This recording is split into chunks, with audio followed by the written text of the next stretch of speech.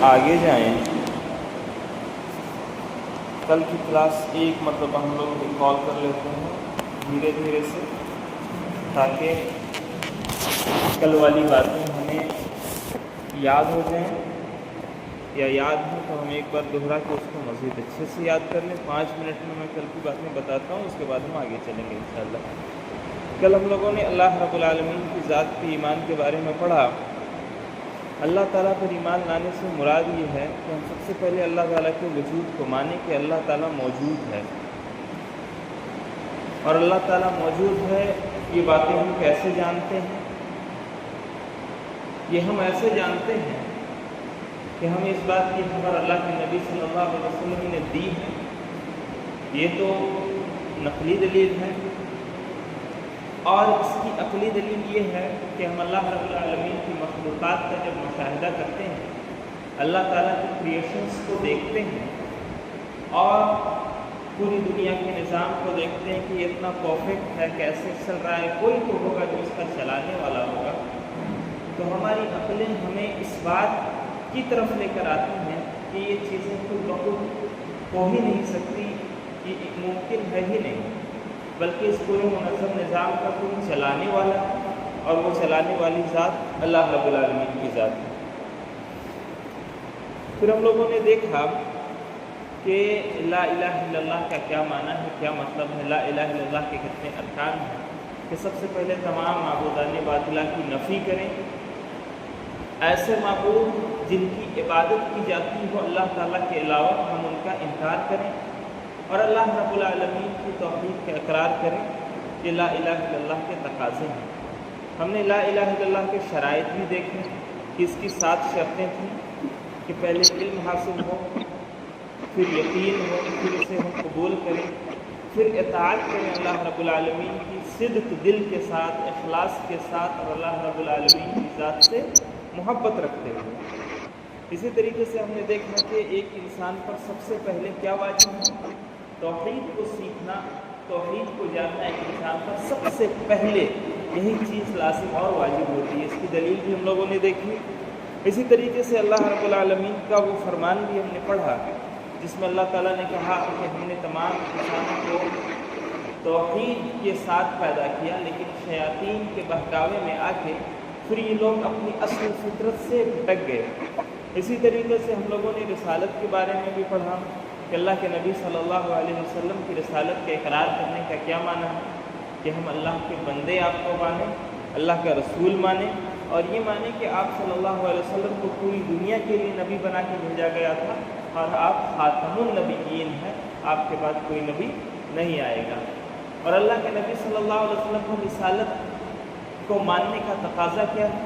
ماننے کا تقاضا یہ ہے کہ نبی کریم صلی اللہ علیہ وسلم نے ہمیں جن باتوں کی خبر دی ہم اس کو سچ جانیں، جن کاموں کے کرنے کا حکم دیا ہم اس کو کریں، جن کاموں کے کرنے سے روکا ہم اس سے رک جائیں، اور جب اللہ تعالیٰ کا قرب تلاش کریں، اللہ رب العالمین کی عبادت کریں، تو نبی اکرم صلی اللہ علیہ وسلم کی طریقے کے مطابق کریں۔ ہم لوگوں نے یہ بھی دیکھا کہ لا الہ الا اللہ محمد رسول اللہ ایک انسان جب پڑھتا ہے تو اس کا فائدہ کیا ہوتا ہے؟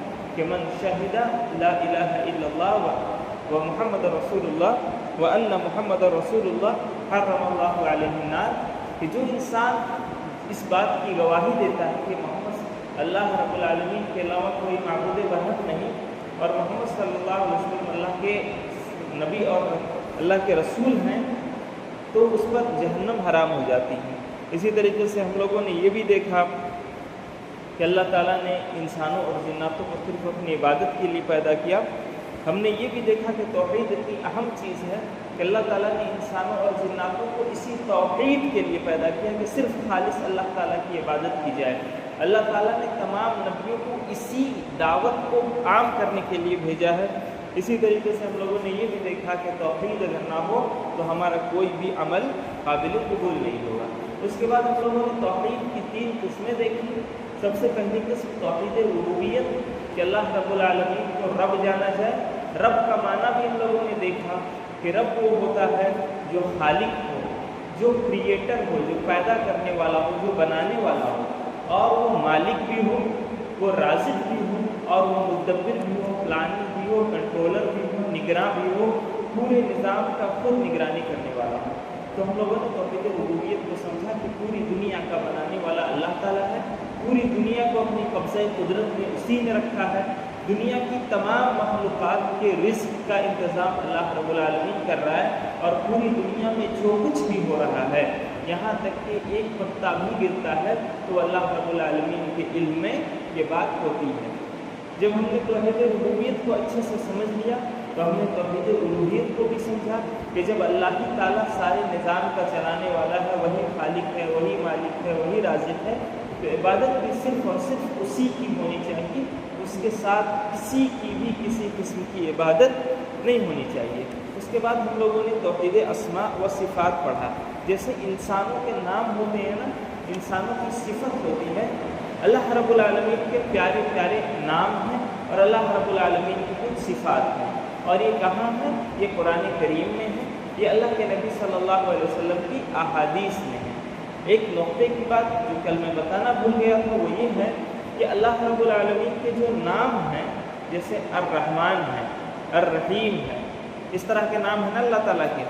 और सिफ़ात क्या है कि अल्लाह ताला बात करता है, अल्लाह ताला राज़ी होता है, अल्लाह ताला नाराज़ होता है, ये सब क्या है? अल्लाह ताला की सिफ़ात है। तो जो अल्लाह ताला के नाम हैं वो भी अल्लाह ताला के सिफ़ात भी हैं।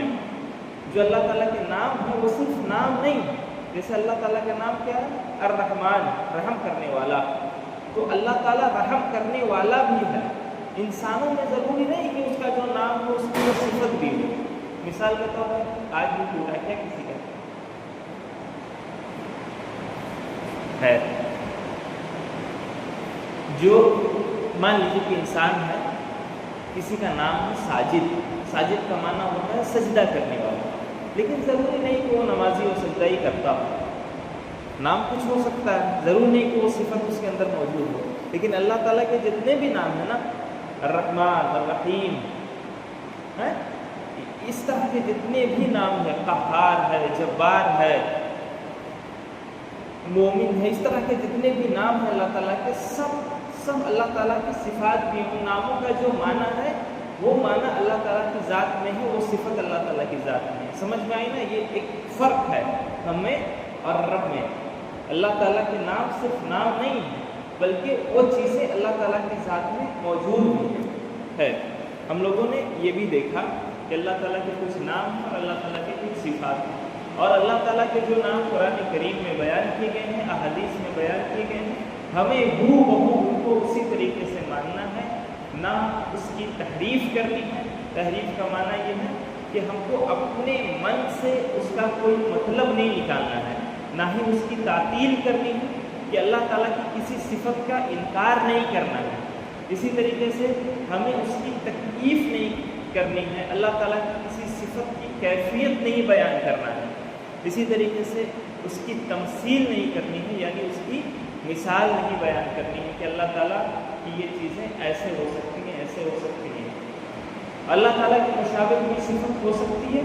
नहीं हो सकती, क्योंकि अल्लाह ताला ने कहा कि लैसा कमिस्लिही शै व हुवा अस्समीउल बसीर, कि उसकी तरह कुछ भी नहीं हो सकता, वो सुनने वाला और देखने वाला है।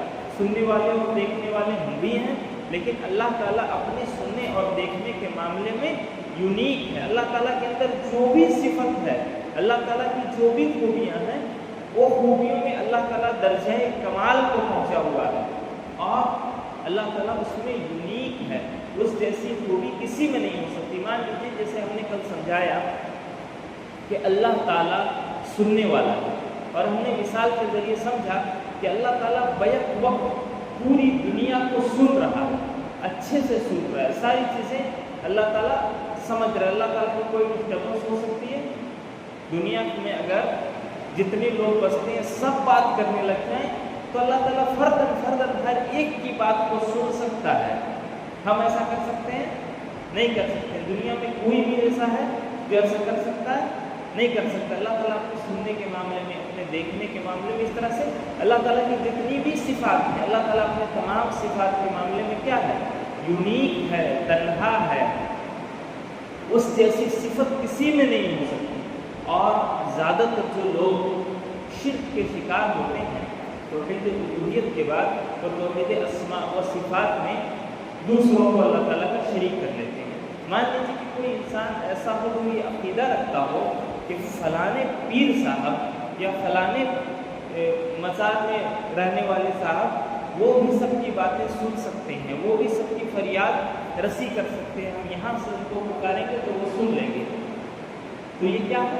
اللہ تعالیٰ کی صفت میں کسی کو شریک کرنا ہے۔ آپ کہیں اور ہوں اور آپ پکار رہے ہیں، بہت سارے لوگ بیک وقت پکار رہے ہیں، تو سب کی سن لینا، یہ صرف اور صرف کس کی صفت ہے؟ اللہ تعالیٰ کی صفت ہے۔ اگر اس صفت میں ہم کسی کو شریک کرتے ہیں تو ہم کیا کرتے ہیں؟ شرک کر رہے ہیں نا۔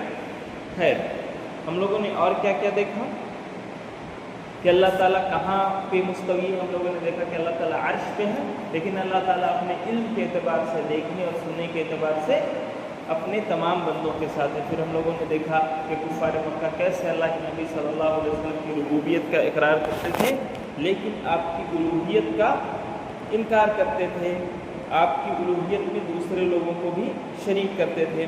اور ہم لوگوں نے کیا دیکھا کہ کیسے عیسائیوں نے اور یہودیوں نے اللہ کے نبی صلی اللہ علیہ وسلم کی رسالت کا انکار کیا، اور انہوں نے یہودیوں نے حضرت عزیر علیہ السلام کے بارے میں کہا کہ یہ اللہ تعالیٰ کے بیٹے ہیں، اور عیسائیوں نے کیا کہا حضرت عیسیٰ علیہ السلام کے بارے میں کہ یہ اللہ کے بیٹے ہیں۔ ان کی یہی دو غلطیاں تھیں جس کی وجہ سے وہ کافر ہوئے، کیونکہ اللہ تعالیٰ اپنے بارے میں کہا کہ قل هو اللہ احد، کہہ دیجیے کہ اللہ ایک ہے، اللہ الصمد، اللہ تعالیٰ بے نیاز ہے، لم یلد ولم یولد، نہ وہ کسی کا باپ ہے نہ ہی وہ کسی کا بیٹا ہے۔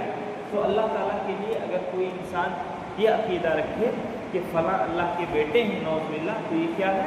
یہ کفر ہے۔ اسی وجہ سے عیسائیوں کو اور یہودیوں کو ہم کافر کہتے ہیں۔ خیر، آگے چلیے، پیج نمبر 24، دوسرا رکن فرشتوں پر ایمان۔ سوال نمبر 48 ہے، فرشتوں پر ایمان کا کیا معنی ہے؟ دیکھیے کہ یہاں پر سب سے اہم چیزیں تھی نا، ادھر شروع کے حصے میں وہ اللہ تعالیٰ کی ذات پر ایمان تھا، یہ کلیئر ہو گیا ہوگا۔ اس کے بعد کی چیزیں تھوڑی تھوڑی آسان ہیں۔ کیا ہے فرشتوں پر ایمان کا کیا معنی ہے؟ جواب دے رہے ہیں کہ فرشتوں پر ایمان کا معنی ہے کہ فرشتوں کے وجود کا اقرار کرنا کہ اللہ تعالیٰ نے انہیں اپنی عبادت اور اپنے احکام کی تنفیذ کے لیے پیدا فرمایا ہے۔ فرشتوں پر ایمان کا سب سے پہلا معنی یہ ہے کہ ہم فرشتوں کے وجود کو مانیں۔ ہم نے فرشتوں کو دیکھا ہے ہم لوگوں نے نہیں دیکھا ہے نا، تو اللہ تعالیٰ مومنوں سے اس بات کا تقاضا کرتا ہے کہ ایمان بالغیب کا، الذین یؤمنون بالغیب ہے نا، قرآن کریم میں ایک دم سورہ بقرہ کی شروع میں اللہ تعالیٰ نے مومنوں کی صفت یہاں پہ بیان کی، وہ کیا ہے؟ الذین یؤمنون بالغیب، مومنین وہ ہیں جو غیب پر ایمان لاتے ہیں۔ انہوں نے اپنی آنکھوں سے مشاہدہ نہیں کیا ہے، لیکن اللہ تعالیٰ نے خبر دی، اللہ کے نبی صلی اللہ علیہ وسلم نے خبر دی، تو وہ بغیر دیکھے اس پر کیا کرتے ہیں؟ ایمان لاتے ہیں۔ یہ تو مومن کی صفت ہے نا۔ تو فرشتوں کو ہم لوگوں نے نہیں دیکھا اپنی آنکھوں سے، ان کا مشاہدہ نہیں کیا، لیکن ان پر ایمان لانے کا مطلب یہ ہے کہ ہم اس بات کا یقین رکھیں اپنے دل میں، پختہ یقین رکھیں۔ ایمان کیا ہے؟ کہ کسی بات کا دل میں ایسا یقین رکھنا کہ دل مطمئن ہو جائے اور کسی قسم کی شک و شبہ کی گنجائش نہ ہو۔ تو جب ہم فرشتوں پر ایمان کی بات کرتے ہیں تو اس کا مطلب یہ ہے کہ فرشتے موجود ہیں، اس بات کا ہم ایمان لائیں، اس بات کو مانیں کہ فرشتے موجود ہیں، اللہ تعالیٰ نے انہیں پیدا کیا ہے اپنی عبادت کے لیے اور اپنی احکام کی تنفیذ کے لیے۔ الگ الگ کام ہے اللہ تعالیٰ نے فرشتوں کے ذمے بانٹ رکھے ہیں۔ فرشتے کون ہیں؟ فرشتے اللہ کی غیبی مخلوقات ہیں میں سے ایک مخلوق ہے جنہیں اللہ تعالیٰ نے نور سے پیدا کیا ہے۔ وہ ہمیشہ اللہ کی اطاعت کرتے ہیں، وہ اور کبھی بھی اس کی نافرمانی نہیں کرتے۔ اللہ تعالیٰ نے انسانوں کو پیدا کیا تو ہمارا جو یہ ڈیوائس ہے نا، تو اس میں جو اللہ تعالیٰ نے سافٹ ویئر انسٹال کیا ہے اس میں دونوں چیزیں ہیں کہ وہ نیکی بھی کر سکتا ہے، وہ گناہ بھی کر سکتا ہے۔ دونوں چیزیں اللہ تعالیٰ نے دیا نا کہ تمہارے لیے ہم نے دونوں راستے کھول دیے تاکہ تم یا تو تم شکر گزار بن جاؤ یا تم اللہ کے نافرمان بندے بن جاؤ۔ یہ آپشن اللہ تعالیٰ نے ہمارے لیے رکھا ہے ہمارے ڈیوائس کے اندر، اور اسی کی بنیاد پر جنت و جہنم کا فیصلہ ہونا ہے۔ لیکن جو فرشتوں کو بنایا نا اللہ تعالیٰ، تو ان میں جو سافٹ ویئر ہے اس میں نافرمانی ہے ہی نہیں، وہ صرف اور صرف اللہ تعالیٰ کی فرما برداری کرتے ہیں۔ کیا کرتے ہیں؟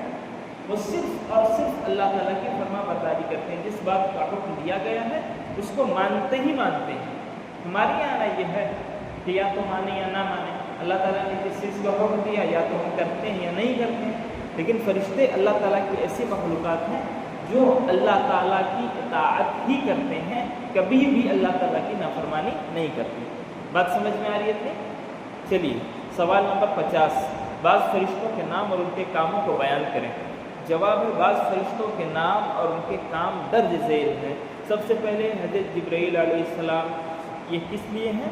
وحی کے لیے مقرر ہیں، آسمان سے خبریں لا کر نبیوں تک پہنچانا ان کا کام تھا۔ حضرت میکائیل بارش کے لیے مقرر ہیں۔ حضرت اسرافیل سور پھونکنے کے لیے مقرر ہے، قیامت سے پہلے جو سور پھونکا جائے گا 3-4 مرتبہ، اسی کام کے لیے مقرر ہے۔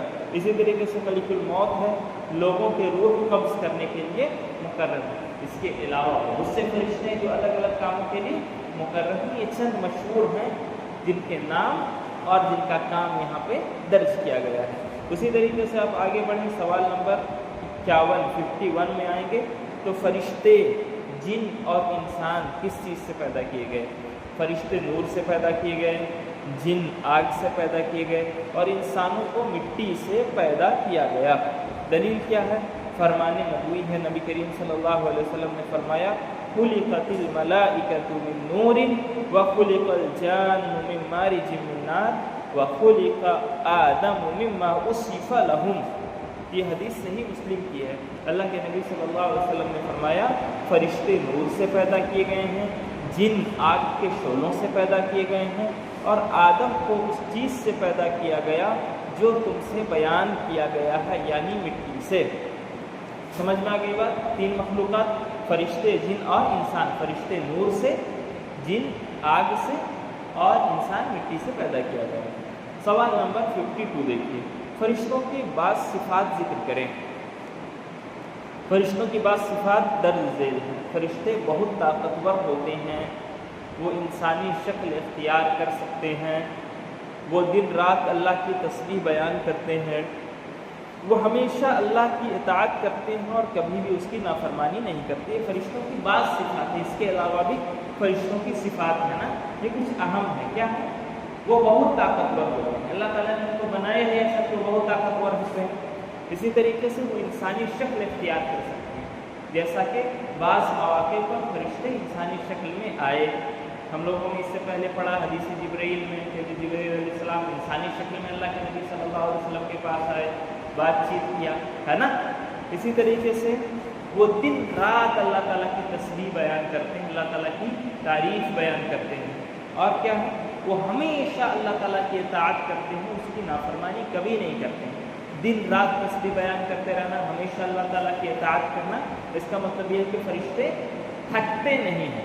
ہمارے یہاں تھوڑا سا کام کر کے ہم تھک جاتے ہیں نا، تو اللہ تعالیٰ نے فرشتوں کو ایسا بنایا ہے کہ فرشتے تھکتے نہیں ہیں۔ چلیے فرشتوں کی بعض صفات آپ لوگوں نے دیکھی۔ آگے چلیے سوال نمبر 53 میں، ابلیس مخلوقات کے کس جنس سے ہے اور اسے کس چیز سے پیدا کیا گیا؟ کہہ رہے ہیں کہ ابلیس کا تعلق کس سے ہے؟ مخلوقات میں سے، انسان سے، جن سے، یا فرشتوں سے؟ 3 مخلوقات میں یہاں پر ذکر ہوا ہے نا ابھی، تو کہہ رہے ہیں کہ ابلیس جنوں میں سے ہے اور اسے آگ سے پیدا کیا گیا ہے۔ دلیل کیا ہے؟ اللہ تعالیٰ کا فرمان ہے وَإِذْ قُلْنَا لِلْمَلَائِكَةِ اسْجُدُوا لِآدَمَ فَسَجَدُوا إِلَّا إِبْلِيسَ كَانَ مِنَ الْجِنِّ فَفَسَقَ عَنْ أَمْرِ رَبِّهِ۔ اللہ تعالیٰ فرماتا ہے جب ہم نے فرشتوں سے کہا کہ تم آدم کا سجدہ کرو تو سب نے سجدہ کیا سوائے ابلیس کے، وہ جنوں میں سے تھا، بس اس نے اپنے رب کے حکم کی نافرمانی کی۔ تو اس آیت سے پتہ چلا کہ ابلیس جو تھا وہ کیا تھا؟ وہ جنوں میں سے تھا۔ ٹھیک، آگے چلیے، دوسری دلیل کیا ہے؟ فرمان باری ہے، اللہ تعالیٰ ہی کا فرمان ہے، قال انا خیر منہ خلقتنی من نار وخلقتہ من طین۔ ابلیس نے کہا کہ میں اس آدم سے افضل ہوں، تو نے مجھے آگ سے اور اسے مٹی سے پیدا کیا۔ تو پتہ چلا کہ ابلیس کیا تھا؟ ابلیس جنوں میں سے تھا اور اسے اللہ تعالیٰ نے آگ سے پیدا کیا۔ اب دیکھیں فرشتوں پر ایمان سمجھ میں آ گیا. فرشتے اللہ تعالیٰ کی غیبی مخلوقات میں سے ایک مخلوق ہے جس کا ہم اپنی آنکھوں سے مشاہدہ نہیں کر سکتے. اللہ تعالیٰ نے ان کو اپنی اطاعت اور فرمانبرداری کے لیے اور بہت سے دوسرے کاموں کے لیے پیدا کیا ہے. جیسے جبرائیل علیہ السلام کے ذمے وحی کا لانا تھا، اسی طریقے سے میکائیل علیہ السلام کے ذمے بارش کا برسانا ہے. اسرافیل علیہ السلام ہے تو وہ سور پھونکنے کی ذمہ داری ان پر ہے. ملک الموت ہے جو روح قبض کرتے ہیں. اس طرح کے کام الگ الگ ہیں فرشتوں کے. فرشتے بہت طاقتور ہوتے ہیں. فرشتے انسانی شکل میں آ سکتے ہیں. فرشتے تھکتے نہیں ہیں. فرشتے ہمیشہ اللہ تعالیٰ کی تسبیح بیان کرتے ہیں. فرشتے اللہ تعالیٰ کی اطاعت کرتے ہیں، ہمیشہ اللہ تعالیٰ کی نافرمانی نہیں کرتے. اور ہم لوگوں نے دیکھا کہ ابلیس جو ہے وہ جناتوں میں سے وہ فرشتہ نہیں ہے، اور اللہ تعالیٰ نے اس کو جیسے جنوں کو آگ سے پیدا کیا گیا ہے اس کو بھی آگ سے پیدا کیا گیا تھا. اب دیکھیں تیسرا رکن کتابوں پر ایمان. سوال نمبر 54، اللہ کی کتابوں سے کیا مراد ہے؟ دیکھیں ایک چیز ہے نا، ہم جب سوال جواب پڑھتے ہیں تو بہت سے جوابات ایسے ہیں جس میں عربی عبارتیں آتی ہیں، یا تو قرآن کی آیت یا حدیث. یاد کون سا کرنا ہے؟ جو یاد کرنا رہتا ہے ہم پڑھاتے ہوئے بتاتے ہیں کہ یہ یاد کر لیجیے.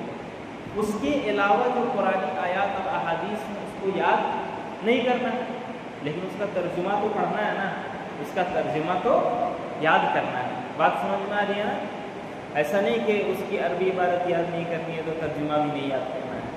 اور ترجمہ یاد کرنے کا مطلب یہ کہ اس کا معنی اور مفہوم سمجھ میں آ جانا چاہیے کہ اس سوال کے جواب میں ایک آیت ہے اور اس کا معنی و مفہوم یہ ہے. جیسے کل لوگوں نے پڑھا ہے نا کہ اللہ تعالیٰ کہاں ہے نا، ایک لمبی سی آیت ہے، اس میں ہے کہ اللہ تعالیٰ عرش پہ مستوی ہے اور اپنے علم کے اعتبار سے وہ ایسے ہے جیسے وَهُوَ مَعَكُمْ أَيْنَمَا كُنْتُمْ، وہ تمہارے ساتھ ہے تم جہاں کہیں بھی رہو. یہ پوری آیت ہم لوگوں نے پڑھی ہے نا کہ وہ دیکھ رہا ہے، وہ سن رہا ہے. تو اس کا معنی اور مفہوم کم سے کم انسان کو یاد رہنا چاہیے. آگے چلیں. تیسرا رکن کتابوں پر ایمان. کتاب مطلب یہ والی کتاب ہے؟ کتاب مطلب یہ والی کتاب نہیں، کتاب مطلب آسمانی کتابوں پر ایمان. وہ کتابیں جو اللہ تعالیٰ نے نازل کی ہیں نبیوں کے ذریعے. سوال نمبر 54 دیکھو، اللہ کی کتابوں سے کیا مراد ہے؟ جواب، اس سے مراد وہ صحیفے اور آسمانی کتابیں ہیں جنہیں اللہ تعالیٰ نے اپنے رسولوں پر لوگوں کی ہدایت کے لیے نازل فرمایا. ان میں سے بعض کتابیں لکھی ہوئی شکل میں نازل کی گئیں، جیسے تورات جسے موسیٰ علیہ السلام کو کوہ طور پر دیا گیا، اور بعض کتابیں وحی کے ذریعے نازل کی گئیں جیسے قرآن مجید جو ہمارے رسول محمد صلی اللہ علیہ وسلم پر نازل ہوئی. کہہ رہے ہیں کہ اللہ تعالیٰ کی کتابوں سے مراد وہ آسمانی کتابیں ہیں جنہیں اللہ تعالیٰ نے لوگوں کی ہدایت کے لیے نازل کیا. بعض کتابیں ایسی ہیں جو لکھی ہوئی، جیسے یہ کتاب لکھی ہوئی ہے نا، ایسے لکھی ہوئی صورت میں نازل ہوئی، ڈائریکٹ ایک کتاب نازل ہو گئی. وہ کون سی کتاب ہے؟ وہ تورات ہے. جو حضرت موسیٰ علیہ السلام کو طور پر گئے، اللہ تعالیٰ سے بات چیت ہوئی تو اللہ تعالیٰ نے تورات ان کو لکھی ہوئی شکل میں کتابی شکل میں دے دی. اور بعض کتابیں ایسی ہیں جو دھیرے دھیرے نازل ہوئی ہیں، دھیرے دھیرے. اللہ کے نبی صلی اللہ علیہ وسلم پر قرآن کریم کتنے عرصے میں نازل ہوئی؟ تقریباً 23 سال تک یہ کتاب نازل ہوتی رہی نا، دھیرے دھیرے دھیرے دھیرے دھیرے دھیرے پھر وہ کتابی شکل میں بنی.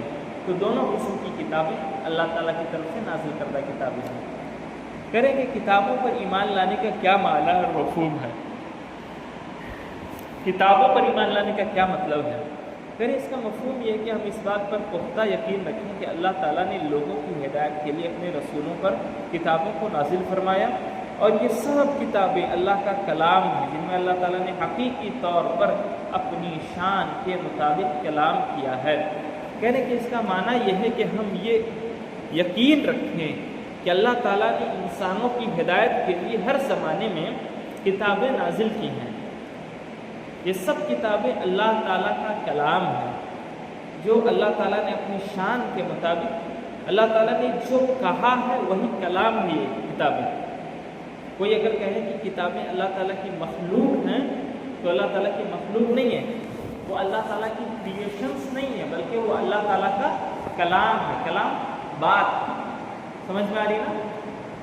جو اللہ تعالیٰ نے باتیں کی ہیں، اللہ تعالیٰ نے جو بتایا ہے وہ ہے یہ کتابیں۔ دلیل دیکھیں، اللہ تعالیٰ فرماتا ہے قولوا آمنا باللہ وما انزل الینا وما انزل الی ابراہیم واسماعیل واسحاق ویعقوب والاسباط وما اوتی موسیٰ وعیسیٰ وما اوتی النبیون من ربهم لا نفرق بین احد منهم ونحن له مسلمون۔ اللہ تعالیٰ فرماتا ہے اے مسلمانوں، تم سب کہو کہ ہم اللہ پر ایمان لائیں اور اس چیز پر بھی جو ہماری طرف اتاری گئی، یعنی قرآن کریم، اور اس چیز پر بھی جو ابراہیم، اسماعیل، اسحاق اور یعقوب اور ان کی اولاد پر اتاری گئی، اور جو کچھ اللہ کی جانب سے موسیٰ اور عیسیٰ اور دوسرے انبیاء کو دیے گئے، ہم ان میں سے کسی کے درمیان فرق نہیں کرتے، ہم اللہ کے فرما بردار ہیں۔ ٹھیک، اللہ تعالیٰ کی کتابوں پر ایمان لانے کا کیا مطلب ہے؟ کہ ہم تمام کتابوں کے بارے میں یقین رکھیں کہ انسانوں کی ہدایت کے لیے اللہ تعالیٰ نے ان کتابوں کو نازل کیا اور یہ سب اللہ تعالیٰ کے کلام ہیں۔ کوئی یہ کہے کہ ہم قرآن کریم کو تو مانیں گے، لیکن ہم یہ نہیں مانیں گے کہ تورات، انجیل اور زبور جو ہے یہ بھی آسمانی کتاب ہے، تو کتابوں پر اس کا ایمان صحیح ہوگا؟ صحیح ہوگا؟ نہیں ہوگا نا، کیونکہ کتابوں پر ایمان لانے کا مطلب یہ ہے کہ ہم یہ یقین رکھیں کہ تمام کتابیں اللہ تعالیٰ کی طرف سے نازل کی گئی تھی، جیسے قرآن نازل ہوئی ہے ویسے ہی کسی زمانے میں اللہ تعالیٰ نے انجیل بھی نازل کیا تھا، تورات بھی نازل کیا تھا اور زبور بھی نازل کیا تھا۔ تمام کتابوں پر ایمان لانا ضروری ہے۔ اگر کسی لا نفرق بین احد منہم، یہاں پہ ہے نا کہ ہم کسی میں تفریق نہیں کرتے ہیں، فرق نہیں کرتے ہیں کہ یہ کتاب آپ کو مانیں گے اور اس کتاب پر ایمان نہیں لائیں گے، ایسا ہم نہیں کرتے، بلکہ ہم اس چیز پر بھی ایمان لاتے ہیں جو ہم پہ نازل کی گئی، اور اس چیز پر بھی ایمان لاتے ہیں جو ابراہیم، اسماعیل، اسحاق اور یعقوب اور ان کی اولاد پر اتاری گئی، جو موسیٰ اور عیسیٰ علیہ السلام کو دیا گیا۔ یہی ہے نا اس آیت میں لا نفرق بین احد منہم، ہم ان تمام میں سے کسی میں بھی تفریق نہیں کرتے۔ ماننے کا مطلب یہ ہے کہ سب پر عمل کیا جائے، ایسا نہیں ہے، ابھی آگے آ رہی بات ہے نا۔ ہم ان کو مانیں گے کہ وہ آسمانی کتابیں تھیں، ہم ان کا انکار نہیں کریں گے۔ آگے چلیے، سوال نمبر 56 ہے، بعض آسمانی کتابوں کے نام بیان کریں۔ بعض آسمانی کتابوں کے نام درج ذیل ہے۔ تورات موسیٰ علیہ السلام پر نازل کیا گیا، زبور داؤد علیہ السلام پر نازل کیا گیا، انجیل حضرت عیسیٰ علیہ السلام پر نازل کیا گیا، اور قرآن یہ محمد صلی اللہ علیہ وسلم پر نازل ہونے والی کتاب ہے۔ تو بعض کتابوں کا نام بتائیں، تو بعض کتابوں کے ساتھ یہاں پر صاحب کتاب نے کس پر کتابیں نازل ہوئی وہ بھی لکھ دیا۔ یہ آسان ہے، ہم بار بار یہ چیزیں پڑھتے آئیں گے۔ اسی طریقے سے دیکھیں سوال نمبر 57، آسمانی کتابوں میں آخری کتاب کا نام بتائیں اور اس کی خصوصیت کا ذکر کریں۔ خصوصیت کا مطلب اس کی یونیک فیچر، اس کی خاص خوبیاں، اس کی الگ پہچان کیا ہے۔ کہہ رہے کہ قرآن آخری کتاب کا نام بتائیں اور اس کی خصوصیت کا ذکر کریں۔ جواب ہے آسمانی کتابوں میں سب سے آخری کتاب قرآن مجید ہے، اور اس کی خصوصیت یہ ہے کہ یہ پچھلی آسمانی کتابوں کی تصدیق کرتی ہے۔ تصدیق کرتی ہے مطلب اس کو سچ جانتی ہے، اور اس کے ذریعے اللہ تعالیٰ نے تمام آسمانی کتابوں کو منسوخ کر دیا ہے۔ منسوخ کا مطلب وہ حکم جو دوسرے حکم کے آ جانے کے بعد ختم ہو جائے۔ ابھی سمجھا رہا ہوں۔ آسمانی کتابوں میں سب سے آخری کتاب کون سی ہے؟ سب سے آخری کتاب کون سی ہے؟ قرآن کریم، قرآن مجید۔ اور اس کی خصوصیت یہ ہے کہ یہ تمام پچھلی کتابوں کی تصدیق کرتی ہے، یہ بتاتی ہے کہ اس سے پہلے فلاں فلاں فلاں کتابیں نازل ہوئیں۔ یہ اس کی خصوصیت ہے۔ انکار نہیں کرتی کہ پہلے کوئی کتاب نہیں تھی، ہم ہی ہیں، بلکہ ہم تو ہیں، لیکن ہم سے پہلے یہ کتابیں ہوئی تھیں، لیکن اب وہ کتابیں کیا ہوئیں؟ آؤٹ ڈیٹڈ ہو گئی، منسوخ ہو گئی۔ میرے آنے کے بعد اب ان کتابوں پر عمل کرنا جائز نہیں ہوگا۔ منسوخ کہتے ہیں ایسے حکم کو جو پہلے سے موجود ہو اور دوسرا ایک حکم آ جانے کے بعد وہ ختم ہو جائے۔ समझ में आ रही है ना बात? जैसे आदम अलैहिस्सलाम के ज़माने में क्या होता था, भाई बहन में शादी होती थी ना, लोग कब थे, पैदा होते थे और शादी होती थी, तो वो पहले का हुक्म था। फिर बाद के अहकामात आए, शादी नहीं होती है। इस तरीके से बहुत सारी चीज़ें ऐसी हैं पुरानी शरीयतों में जो पहले होती थी और बाद में हुक्म आ जाने के बाद उसको मंसूख कर दिया गया। जैसे पहले ज़माने में अल्लाह के नबी सल्लल्लाहु अलैहि वसल्लम की नबूवत से पहले जब कुफार से जंग होती थी ना, लड़ाइयाँ होती थी, क़िताल होता था, तो उसमें जो माल गनीमत मिलता था उसका इस्तेमाल नहीं किया जाता था पहली शरीयतों में, पिछली शरीयतों में। लेकिन अल्लाह के नबी सल्लल्लाहु अलैहि वसल्लम को अल्लाह ताला ने हुक्म दिया कि आप उसका इस्तेमाल कर सकते हैं। तो पुराना हुक्म क्या हो गया, मनसूख हो गया। मनसूख कहते हैं कि ऐसा हुक्म जो पहले से मौजूद था लेकिन नया हुक्म आ जाने के बाद फिर वो हुक्म खत्म हो गया। इसी तरीके से कुरान करीम ऐसी किताब है जो तमाम किताबों की तस्दीक करती है कि हाँ वो किताबें मौजूद थी, लेकिन कुरान करीम के आ जाने के बाद वो किताबें क्या हो गई, मनसूख हो गई। अब उन किताबों पर अमल नहीं किया जाएगा। अब देखें दलील उसकी क्या है। फरमान बारी है, अल्लाह ताला का फरमान है, वअंज़लना इलैकल किताब बिलहक़्क़ि मुसद्दिक़न लिमा बैन यदैहि मिनल किताब व मुहैमिनन अलैहि फ़हकुम बैनहुम बिमा अंज़लल्लाह वला तत्तबि अहवाअहुम अम्मा जाअका मिनल हक़्क़। और हमने आपकी तरफ हक़ के साथ ये किताब कुरान करीम नाज़िल फरमाई है जो अपने अगली किताबों की तस्दीक करने वाली है, यानी ये बताने वाली है कि हमसे पहले किताबें मौजूद थीं और उन पर गालिब है। तस्दीक करती है लेकिन उन पर ये किताब गालिब है, उनसे ऊपर है। ठीक, बस आप उनके दरमियान इसी कुरान के मुताबिक फ़ैसला कीजिए जो अल्लाह ने आप पर नाजिल किया है। अल्लाह ताला ने कहा कि ये किताब पहली किताबों की तस्दीक करती है लेकिन उनसे ऊपर है। अब जो भी हुक्म आएगा, जो भी फैसला करना हो, जो भी अमल करना हो, हमको किसके मुताबिक करना है, इसी कुरान के मुताबिक करें जो आप पर नाजिल की गई है। ये अल्लाह का फरमान है। और आपके पास जो हक़ आ चुका है उसे छोड़कर उन लोगों की ख्वाहिशात की पैरवी ना कीजिए। ये अल्लाह ताला ने साफ साफ कहा कि कुरान करीम अल्लाह की किताब है, ये पिछली किताबों की तस्दीक करती है लेकिन उन किताबों से ऊपर है। अब ये किताब आ गई तो अब जो भी फैसला करना हो शरीयत का, जो भी अमल करना हो तो इसी किताब के मुताबिक करें। अल्लाह के नबी को कह रहे हैं कि जो आप पर नाजिल की गई हैं इस किताब को छोड़कर किसी दूसरी चीज़ की, किसी दूसरी ख्वाहिशात की आप पैरवी मत कीजिए। तो इससे ये पता चला कि कुरान करीम अल्लाह की आखिरी किताब है जो पिछली किताबों की तस्दीक करती है और इसके आ जाने के बाद पिछली तमाम किताबें मनसूख हो गई, उन पर अमल नहीं करना है। अब जो भी अमल होगा वो कुरान करीम के मुताबिक होगा। इसी तरीके से सवाल नंबर 58 देखिए, पिछली आसमानी किताबों को क्यों मंसूख कर दिया गया है? ये सवाल आ सकता है इंसान के जहन में। वो भी जब आसमानी किताबें थीं तो उनको मंसूख क्यों किया गया? इसका जवाब है कि अल्लाह की आखिरी किताब कुरान मजीद नाजिल होने के बाद पिछली तमाम आसमानी किताबों को मंसूख कर दिया गया क्योंकि उनमें लोगों ने रद्दो बदल और कमी बेशी कर डाली थी और वो अपनी असली हालत में बाकी नहीं रह गई थी जैसा अल्लाह ताला ने नाजिल फरमाया था। वो जो पिछली किताबें थी ना उनमें दो चीज़ें थी। पहले जो अम्बिया आते थे, नबी आते थे, वो किसी ख़ास इलाके, किसी ख़ास कबीले के लिए आते थे ना, छोटे छोटे इलाके के लिए।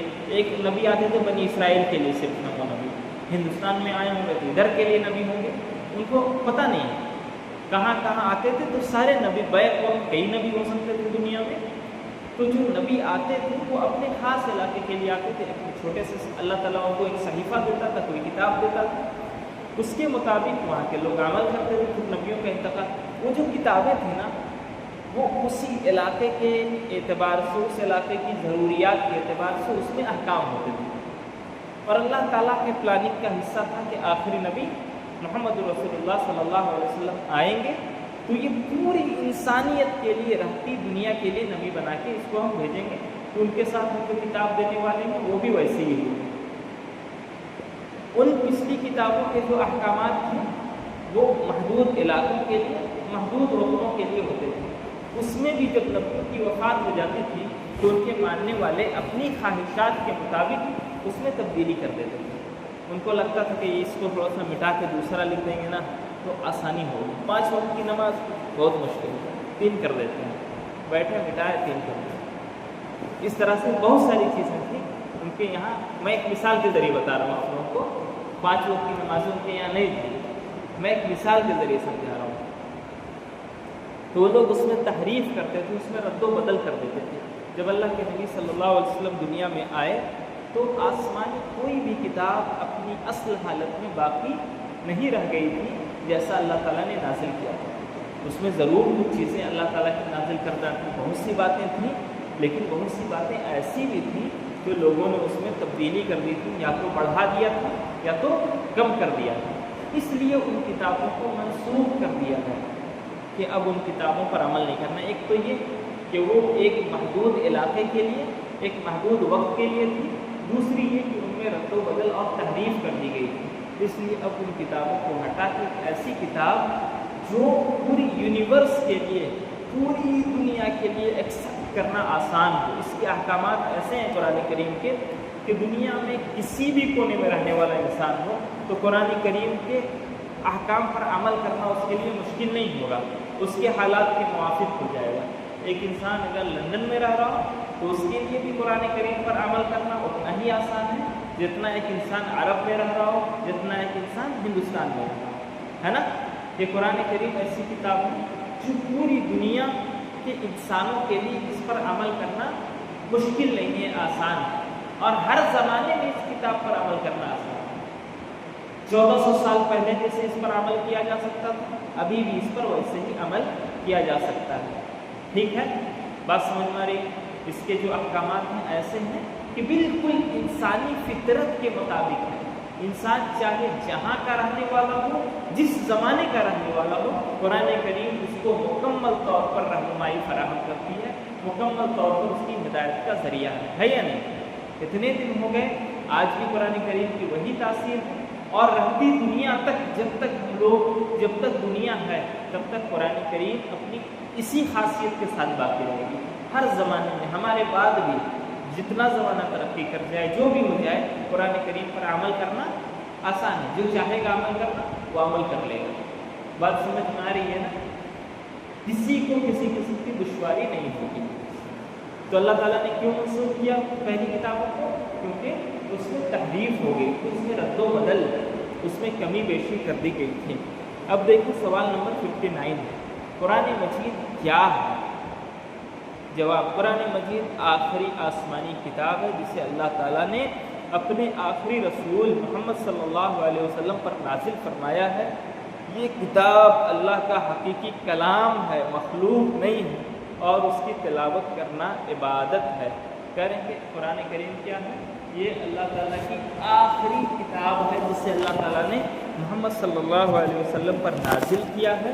یہ اللہ کا کلام ہے, یہ اللہ کی مخلوق نہیں ہے, اور اس کی تلاوت کرنا, اس کو پڑھنا عبادت کا کام ہے, ثواب کا کام ہے. آگے دیکھیں سوال نمبر 60 ہے, کیا قرآن مجید میں رد و بدل ممکن ہے؟ رد و بدل کا مطلب موڈیفیکیشن. اس میں ہم کوئی چیز ایڈ کر سکتے ہیں یا اس سے کوئی چیز ہم نکال سکتے ہیں, ایسا ممکن ہے. موڈیفائی کرنا کس کو کہتے ہیں؟ کوئی چیز موجود ہو آلریڈی, اس میں کمی بیشی کرنا, ہے نا. کیا کرتے ہیں, کار لے کر آئے, اب اس کو ہم موڈیفائی کرتے ہیں, اس کا سائلنسر ایسا لگاتے ہیں جس میں آواز کم ہو, اس کا بونٹ کا کلر چینج کراتے ہیں, اوپر دوسری چیزیں لگاتے ہیں, ہے نا. ایسے موڈیفائی کرتے ہیں نا, یا تو اس میں کوئی چیز کم کرتے ہیں یا کوئی چیز زیادہ کرتے ہیں موڈیفیکیشن. تو قرآن کریم میں رد و بدل ممکن ہے, قرآن کریم کو موڈیفائی کرنا ممکن ہے؟ تو کہہ رہے نہیں, قرآن کریم میں رد و بدل ناممکن ہے, کیونکہ اس کی حفاظت کی ذمہ داری اللہ تعالیٰ نے خود لے رکھی ہے. فرمان باری تعالیٰ ہے, انا نحن نزلنا الذکر وانا لہ لحافظون, بے شک ہم نے قرآن کو نازل کیا اور ہم ہی اس کی حفاظت کرنے والے ہیں. اس پر آپ لوگ نشان لگا لیجیے. بہت دیر سے کوئی آیت اور حدیث میں نشان نہیں لگایا, میں یاد کرنے کے لیے اس میں لگا لیجیے. کوئی پوچھے گا کہ کیا قرآن کریم میں رد و بدل, قرآن کریم میں کمی بیشی کرنا ممکن ہے؟ تو ہم کیا کہیں گے, کمی بیشی ناممکن ہے, کیونکہ اللہ تعالیٰ نے خود اس کی حفاظت کی ذمہ داری لی. اور اس کی دلیل کیا ہے؟ اللہ تعالیٰ نے خود کہا انا نحن نزلنا الذکر وانا لہ لحافظون کہ بے شک ہم نے اس کو نازل کیا ہے اور ہم ہی اس کی حفاظت کرنے والے ہیں۔ اور یہی وجہ ہے کہ جیسے قرآن کریم اللہ کے نبی صلی اللہ علیہ وسلم پر نازل ہوئی تھی، آج بھی ہو بہو ویسے ہی وہ کتاب ہمارے درمیان موجود ہے نا، کسی کی رد و بدل نہیں، زیر زبر کی بھی آپ اس میں رد و بدل کر دیں گے نا تو پکڑے جائیں گے کہ یہاں پر زیر آپ نے لگا دیں گے، یہاں پر زبر ہونا چاہیے، ہے نا۔ کہ قرآن کریم کا اعجاز ہے، قرآن کریم کا معجزہ ہے، یہ اللہ تعالیٰ نے جو وعدہ کیا نا کہ ہم اس کی حفاظت کی ذمہ داری لے رہے ہیں، تو یہی اللہ تعالیٰ کی حفاظت کی ذمہ داری ہے۔ آپ بدل کے دیکھ لیں، نہیں بدل پائیں گے۔ چھوٹا سا بچہ 8 سال 9 سال کا ایسا حافظ ہوگا کہ وہ پکڑ لے گا کہ یہاں پر آپ غلط لکھیں، یہاں پر پیش لکھ دیں، آپ یہاں پر تو زبر ہے، لفظ تو چھوڑ دیجیے، زبر زیر پیش کی بھی آپ غلطی نہیں کر سکتے۔ قرآن کریم اس کا اعجاز ہے، اس کا معجزہ ہے، اور اللہ تعالیٰ نے اس کی حفاظت کی ذمہ داری دی ہے۔ ابھی نہ پرنٹنگ پریس ہے، پہلی چیزیں کیا تھیں؟ ہاتھ سے نقل کی جاتی تھی، ہاتھ سے لکھی جاتی تھی، اتنے دنوں تک ہاتھ سے نقل ہوتے ہوتے کتاب ہم تک پہنچی ہے۔ پھر بھی جو پرانے نسخے ہیں جو دریافت ہوتے ہیں، کبھی کبھی حضرت عثمان رضی اللہ تعالیٰ عنہ کے زمانے کا نسخہ، کبھی کسی زمانے کا نسخہ، تو آج کے نسخے سے اگر ہم ملاتے ہیں تو کیا ہوتا ہے؟ ہو بہو ویسے ہی 100% ملتا ہے۔ وہ کتنا سال ہو گیا؟ 1450 سال، اس کے بعد بھی کسی قسم کی رد و بدل اس میں نہیں ہو سکتی۔ تو قرآن کریم میں نہ رد و بدل ممکن نہیں ہے، کیونکہ اس کی حفاظت کی ذمہ داری اللہ تعالیٰ نے دی ہے۔ اب دیکھو سوال نمبر 61، قرآن مجید کی چند امتیازات ذکر کریں۔ امتیازات کا مطلب یونیک فیچرز، خاص خوبیاں، الگ پہچان۔ قرآن کریم کی الگ پہچان کیا ہے؟ کریں کہ قرآن کریم کی چند امتیازی خصوصیات درج ذیل ہیں۔ یہ اللہ کا حقیقی کلام ہے، یعنی اللہ کا کلام ہے، اللہ کی مخلوق نہیں، اللہ تعالیٰ نے بولا ہے، اللہ تعالیٰ نے کلام کیا ہے کہ قرآن کریم ہے۔ اسی طریقے سے یہ ایک معجزہ ہے جو تا قیامت باقی رہے گا۔ معجزہ کا مطلب کیا ہوتا ہے؟ میریکل، ایسی چیز جو انسانی ذہن اس کو دیکھ کے دنگ رہ جائے۔ اب دیکھیں اتنی موٹی کتاب ہے قرآن کریم نا، اتنی موٹی، اور کتنے عرصے میں نازل ہوئی ہے؟ یہ 23 سال میں نازل ہوئی ہے۔ ایسا نہیں کہ اتنی موٹی کتاب کوئی بیٹھ کے فوراً سے 2-3 مہینے میں ترتیب دے دیا۔ 23 سال کے عرصے میں دھیرے دھیرے نازل ہوئی۔ اتنے لمبے عرصے میں نازل ہونے کے بعد بھی قرآن کریم کی کسی آیت میں تضاد نہیں ہے، ٹکراؤ نہیں۔ ٹکراؤ کہتے ہیں آج مطلب اس آیت میں کوئی اور بات کہی جا رہی ہے، دوسری آیت میں کوئی اور بات کہی جا رہی ہے، ایسا نہیں ہوا ہے۔ ایک بھی آیت ایسی نہیں ہے جس کو ہم کہتے ہیں کانٹرڈکشن۔ قرآن کریم کی کسی بھی آیت میں کسی بھی رخ میں کانٹرڈکشن نہیں ہے۔ اگر ہم لوگ 23 سال میں کوئی کتاب لکھیں گے نا تو پتہ نہیں 20 سال پہلے ہماری کیا ذہنیت تھی، ابھی ہماری کیا ذہنیت ہے، ہماری باتوں میں ٹکراؤ آ جائے گا، ہماری باتوں میں تضاد آ جائے گی۔ لیکن قرآن کریم میں تضاد آیا نہیں آیا، یہ معجزہ ہے۔ اسی طریقے سے اس کا معجزہ یہ ہے کہ یہ کتاب ایسی کتاب ہے جس کو ایک انسان ہو بہو مکمل طور پر حفظ کر سکتا ہے۔ آپ دیکھیں اتنی پتلی سی کتاب ہے، ہم بولیں گے کہ اس کتاب کے شروع سے یہاں سے لاسٹ تک آپ ہم کو 2 سال میں یاد کر کے سنا دیجیے، جیسے پورا ہو بہو ایسے سنا دیجیے، 2 سال کا ٹائم لے سنا لیں گے ہو بہو، کوئی بغیر کسی غلطی کی۔ غلطی ہو جائے گی کہیں نہ کہیں پہ غلطی ہو جائے گی، کمی بیشی ہو جائے گی، کچھ نہ کچھ ہو جائے گا، کوئی ہوگا چیلنج ایکسپٹ کرے۔ خیر، قرآن کریم ایسی کتاب ہے جس کو اتنی موٹی ہے، کچھ لوگ ایسے ہوتے ہیں 6 مہینے میں اس کو یاد کر لیتے ہیں، 1 سال میں یاد کر لیتے ہیں، 2 سال میں یاد کر لیتے ہیں، اور ایسا یاد کرتے ہیں کہ ہو بہو جیسے لکھا ہوا ہے ویسے ہی یاد کرتے ہیں۔ یہ اس قرآن کریم کا معجزہ ہے کہ اس کو یاد کیا جا سکتا ہے۔ بہت سے لوگ ہوتے ہیں ایسے، آپ میں سے بھی کچھ لوگ ہوں گے، یاد کرنے کے 2 طریقے ہوتے ہیں لوگوں کے۔ یا تو ایک انسان بیٹھتا ہے اور اس کو رٹ لیتا ہے، کیا کرتا ہے؟ رٹ لیتا ہے۔ بہت سے لوگ ایسے ہوتے ہیں نا کہ وہ جتنا رٹ لیں ان کو وہ چیز یاد ہو ہی نہیں سکتی جب تک اس کو سمجھ نہ لیں۔ ہوتا ہے نا ایسا، وہ پڑھتے ہیں 3 بار 4 بار، جب تک پوری بات ان کو سمجھ میں نہ آ جائے تب تک وہ چیز ان کو یاد نہیں ہوتی۔ कुरान करीम एक ऐसी किताब है जो आपको समझ में आए ना आए, आप याद करेंगे, याद हो जाती है वो बहु वैसे ही याद। इसी तरीके से कुरान के मौजज़े में इंसान बात करना चाहे तो बेशुमार मौजज़ात हैं कुरान करीम के। खैर, कुरान करीम एक मौजज़ा है जो ता क़यामत बाक़ी रहेगा। ऐसा नहीं कि मौजज़ा एक बार ज़ाहिर हो गया, बल्कि कुरान करीम में ऐसी खूबियाँ हैं कि इंसान अगर उसको पढ़ता जाए और फिक्र करता जाए तो जितनी मरतबा वो पढ़ेगा, जितनी बार वो गौर व फिक्र करेगा, उतनी मरतबा उसकी अक़ल दंग रह जाएगी, उतनी मरतबा उसकी अक़ल उस मौजज़े को देख के दंग होगी कि अच्छा कुरान करीम में ये भी है, कुरान करीम में ये भी है। ज़माना गुज़रता जाएगा और गुज़रते ज़माने के साथ हमेशा कुरान करीम के मौजज़ात इंसानी अक़ल को दंग करते रहेंगे। अब देखिए, एक दो मिसाल मैं आपको बताता हूँ। जैसे कुरान करीम में वो है ना, आप मशहूर बार बार सुनते हैं कि अल्लाह ताला ने दरियाओं को पैदा किया था, दो दरिया आपस में मिले हुए हैं लेकिन उनके दरमियान जैसे कोई लकीर खींच दी गई। ऐसे है ना कुरान करीम में।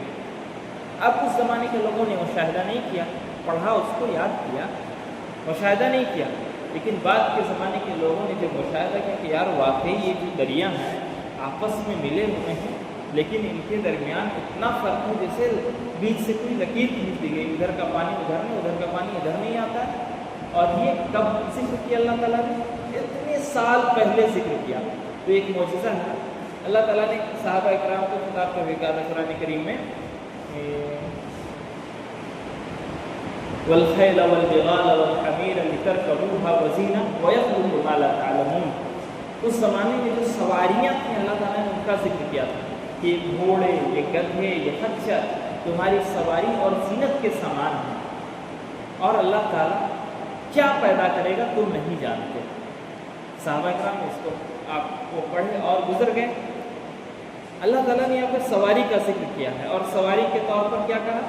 घोड़े, गधे और खच्चर कि तुम्हारी सवारी के भी सामान है, तुम्हारी सेब व ज़ीनत दिखावे की भी सामान है, थोड़ा सा इसमें तुम सवारी करके फ़ख्र भी महसूस करते हो। सवारी की तसव्वुर उतनी ही तकसीर बनाने की। फिर अल्लाह ताला ने कहा कि वो क्या पैदा करेगा तुम नहीं जानते। उसके बाद अल्लाह ताला ने पैदा करना शुरू किया। वो पहले बैलगाड़ियाँ आई होंगी, इसी तरीके से फिर धीरे धीरे गाड़ियाँ आती गईं और आज ईवी का दौर है, इलेक्ट्रिक व्हीकल का दौर है ना। हम उसमें सवारी करते हैं, फ़ख्र महसूस करते हैं। आज हेलीकॉप्टर का दौर है, आज जहाज़ों का दौर है। इस महीनों का सफ़र घंटों में तय हो जाता है। तो कुरान करीम की ये मौजज़ात हैं। अल्लाह ताला ने उन्हीं तीनों चीज़ों पर इक्तफ़ा नहीं किया और कहा कि हम क्या पैदा करेंगे तुम नहीं जानते। अभी हम लोगों ने इन चीज़ों का मुशाहिदा किया, हम लोग दुनिया से चले जाएंगे तो हमारी आने वाली नस्ल सवारी की और भी बहुत सारी चीज़ें देखेंगी और भी बहुत सारी चीज़ें अल्लाह ताला पैदा करेगा। तो ये कुरान करीम का एजाज़ है, मौजज़ा है कि इंसान कुरानी आयात पर गौर व फिक्र करता जाए। जितना पढ़ेगा वो उतना उसकी अक़ल दंग रहेगी कि अल्लाह ताला ने कितनी बारीक चीज़ें इसमें बयान की है। इधर उधर चले जाते हैं लोग। कुरान करीम के चंद इम्तियाज़ात का जिक्र करें, ये सब नहीं आएगा जो भी मैं पढ़ाया हूँ, बता दिए बस आप लोगों को बताने के लिए। ये अल्लाह का हकीकी कलाम है, ये एक मौजज़ा है जो क़यामत तक बाकी रहेगा। ये समझ में आ गया ना, ये कैसे मौजज़ा है, कैसे क़यामत तक बाकी रहेगा, ये बात समझ में आ गई। अब देखिए, ये पिछली तमाम किताबों की नासिख़ है। अभी मैंने आप लोगों को बताया मंसूख वो हुक्म जो पहले से मौजूद हो और नए हुक्म के आ जाने के बाद वो ख़त्म हो जाए, उसको क्या कहते हैं? मंसूख। और नासिख़ कहेंगे वो हुक्म जो बाद में आया हो और उसके आने की वजह से पिछले तमाम हुक्म ख़त्म हो गए, उसको क्या कहेंगे? नासिख़। यानी कुरान पिछली तमाम किताबों की नासिख़ है। ये किताब नासिख़ हुई तो पिछली तमाम किताबें मनसूख हो गई। इसी तरीके से ये हर किस्म के रद्दो बदल से महफूज है, ये हर किस्म की मॉडिफिकेशन से महफूज है, इसको मॉडिफाई नहीं किया जा सकता। इसी तरीके से इसके पढ़ने से हर हर्फ पर 10 नेकियाँ मिलती हैं। ये कुरान की चंद इतिहासी खसूसियात थी। आगे चलिए, कुरान करीम के तई हमारी क्या ज़िम्मेदारी है? सवाल नंबर 62। कुरान करीम के तई हमारी ज़िम्मेदारी ये है कि हम उसकी तिलावत करें, उसे याद करें, उसका एहतराम करें, उसमें मौजूद अहकाम पर अमल करें, उसमें जिस चीज़ को हलाल कहा गया है उसको हलाल और जिस चीज़ को हराम कहा गया है उसको हराम समझें। क्या क्या है? सबसे पहले हम उसकी तिलावत करें, اسے یاد کریں، اس کا احترام کریں، اس میں موجود احکام پر عمل کریں، جس چیز کو حلال کیا گیا اس کو حلال اور جس چیز کو حرام کیا گیا اس کو حرام سمجھیں۔ ہماری ذمہ داری اتنی ہے، ٹھیک؟ اتنی بات سمجھ میں آ گئی؟ قرآن کریم والا پورا کتابوں پر ایمان والا سمجھ میں آ گیا کہ اللہ تعالیٰ نے بہت ساری کتابیں نازل کی، حضرت موسیٰ علیہ السلام پر، حضرت داؤد علیہ السلام پر، حضرت عیسیٰ علیہ السلام پر۔ کچھ کتابیں کتابی شکل میں دی گئیں، کچھ کتابیں وحی کے ذریعے دھیرے دھیرے نازل ہوئیں۔ ہمیں تمام کتابوں پر ایمان لانا ہے کہ وہ آسمانی کتابیں تھیں اور قرآن کریم بھی ان کی تصدیق کرتی ہے، لیکن وہ تمام کتابیں قرآن کریم کے آ جانے کے بعد ایسی ہیں کہ ان پہ عمل نہیں کیا جائے گا، کیونکہ اس میں رد و بدل، اس میں تبدیلی ہو گئی ہے، اس میں کمی بیشی ہو گئی ہے۔ قرآن کریم ایسی کتاب ہے جس میں کمی بیشی ممکن نہیں ہے، اتنے عرصے تک اس میں کمی بیشی نہیں ہو سکی اور تا قیامت اس میں کمی بیشی ممکن نہیں ہے۔ قرآن کریم کے اعجازات کیا ہیں کہ یہ اللہ کا حقیقی کلام ہے، یہ ایسا معجزہ ہے جو قیامت تک باقی رہنے والا ہے، یہ پچھلی تمام کتابوں کا ناسخ ہے، یعنی اس کے آ جانے کے بعد تمام پچھلی کتابیں ایسی ہیں کہ جس پہ عمل نہیں کیا جائے گا۔ اسی طریقے سے قرآن اس کے یہ رد و بدل سے محفوظ ہے اور اس کے پڑھنے سے ایک ایک حرف پر ہمیں 10 نیکیاں ملتی ہیں۔ اب آئیں قرآن کریم کے بارے میں ہماری کیا ذمہ داری ہے کہ ہم اس کی تلاوت کریں، اس کو یاد کریں، اس کا احترام کریں، اس میں موجود احکام پر عمل کریں۔ قرآن نے جس چیز کو حلال کہا ہے اس کو حلال جانیں، جس چیز کو حرام کہا ہے اس کو ہم حرام جانیں۔ آگے سے چوتھا رکن ہے رسولوں پر ایمان کریں کہ رسولوں پر ایمان کا کیا معنی ہے۔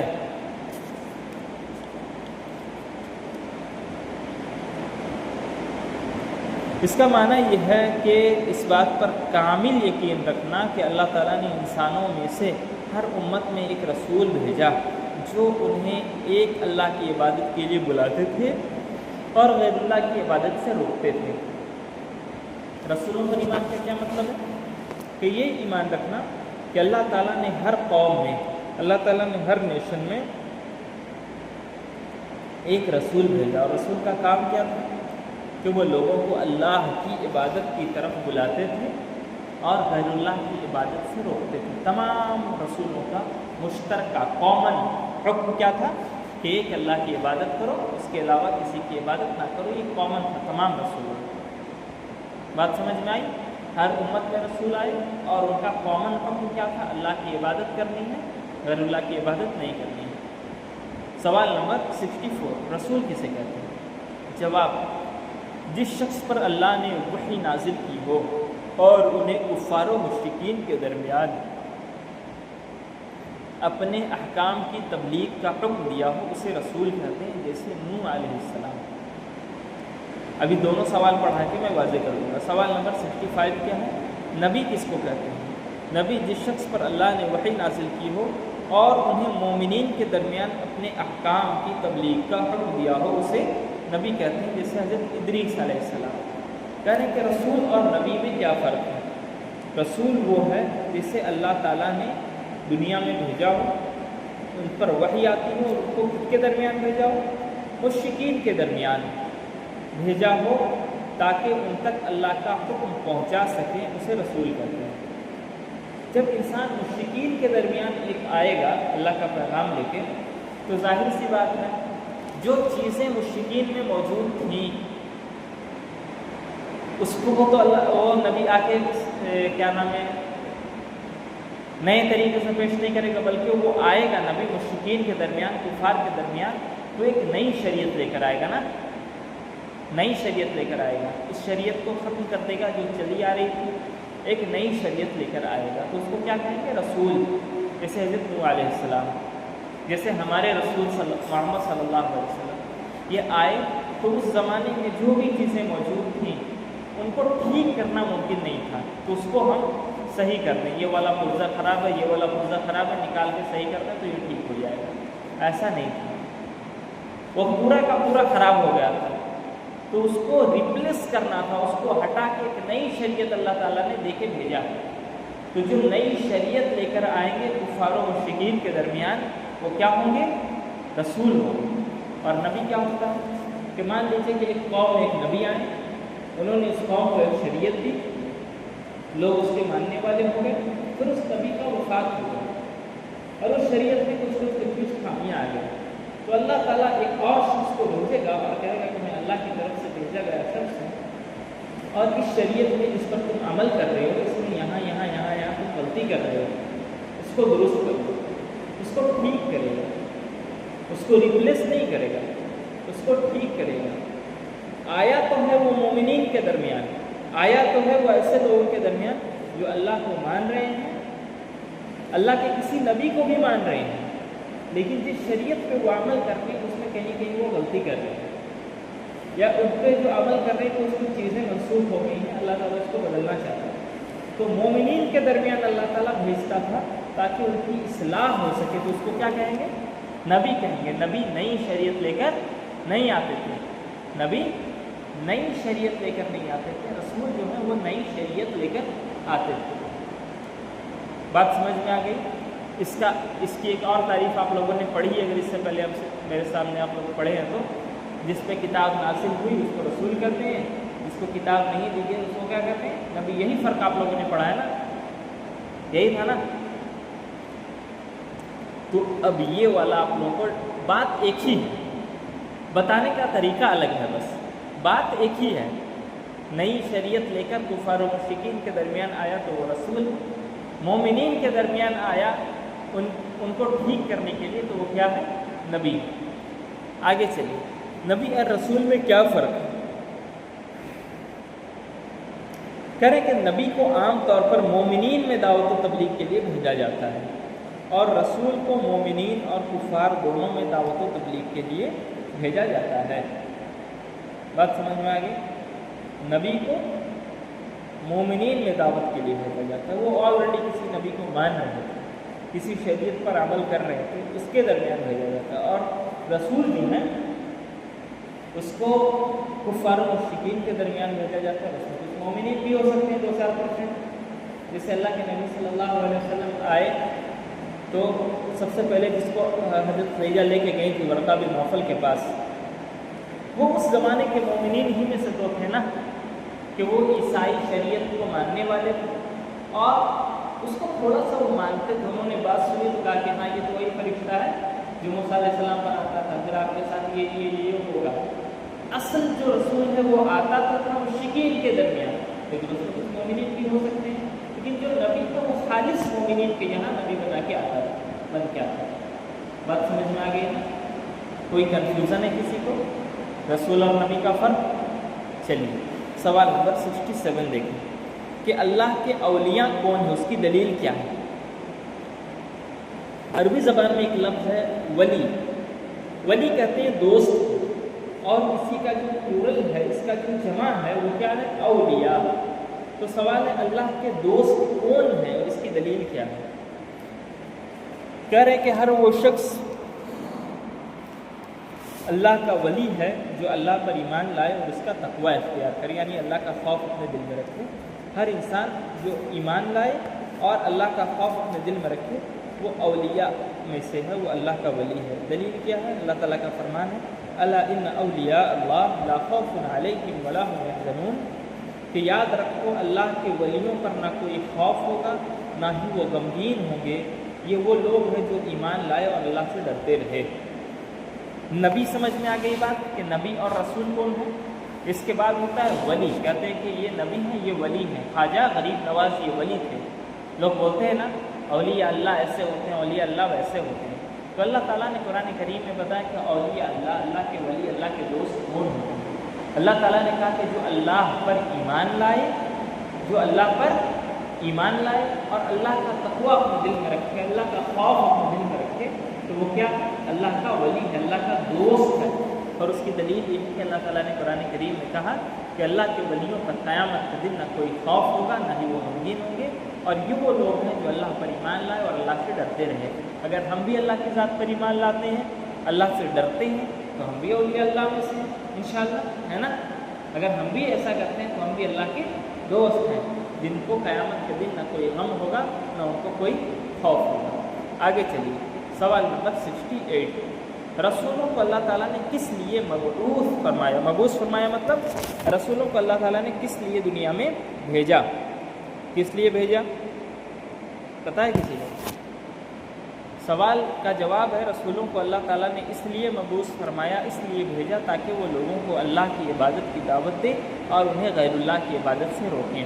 کس لیے کام کیا تھا رسولوں کا؟ کہ وہ لوگوں کو اللہ کی عبادت کی دعوت دیں اور غیر اللہ کی عبادت سے روکیں۔ نبی کا، رسول کا یہی کام تھا۔ دلیل کیا ہے؟ یہ والی دلیل آپ لوگوں کو یاد کرنی ہے۔ ایک دلیل تو یاد کریں گے نا، وَلَقَدْ بَعَثْنَا فِي كُلِّ أُمَّةٍ رَسُولًا أَنِ اعْبُدُوا اللَّهَ وَاجْتَنِبُوا الطَّاغُوتَ۔ اللہ تعالیٰ فرماتا ہے وَلَقَدْ بَعَثْنَا فِي كُلِّ أُمَّةٍ، ہم نے ہر امت میں، فی کل امت رسولا، ہم نے ہر امت میں ایک رسول بھیجا، اور وہ کیا کرتا تھا؟ انی عبد اللہ، وہ دعوت دیتا تھا کہ تم صرف اللہ کی عبادت کرو، واجتنبوا الطاغوت، اور طاغوت کی عبادت سے بچو۔ ابھی میں بتا رہا ہوں، آگے والا سوال پڑھ لیجیے، اس کے بعد ہم بتائیں گے ایک چیز۔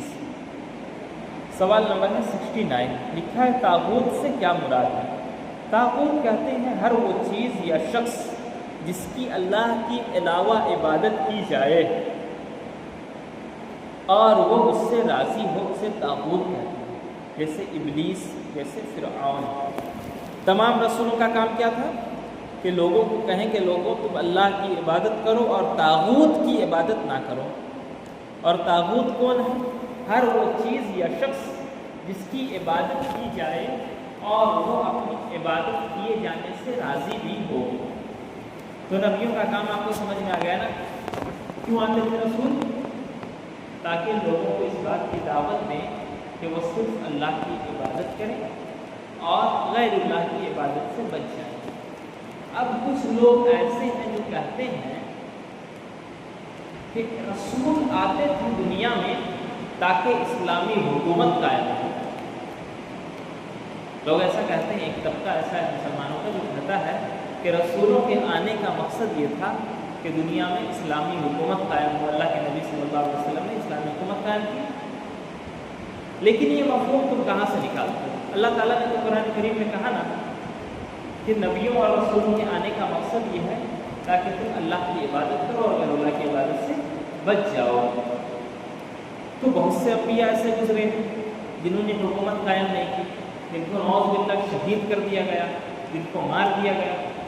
اگر آپ یہ مفہوم نکالتے ہیں کہ نبیوں کے آنے کا مطلب حکومت قائم کرنا تھا مقصد، تو پھر آپ کی نظر میں تو نعوذ باللہ وہ انبیاء کرام جو حکومت قائم نہیں کر سکے وہ ناکام ہو گئے۔